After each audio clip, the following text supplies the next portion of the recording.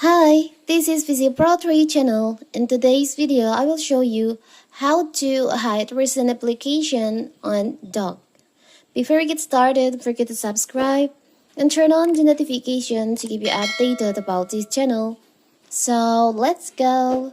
The portion of the dock between your added apps and the trash icon shows the app you have used recently or one suggested by macOS.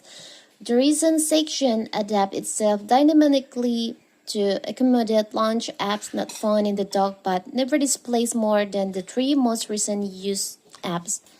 This feature is switched on by default on every Mac running macOS Mojave and later.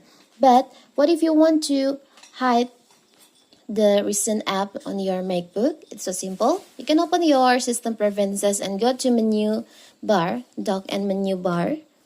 And in here on dock and menu bar section, you'll find there is an option show recent application and dock. By default is active. You can enable by just remove the checklist on here.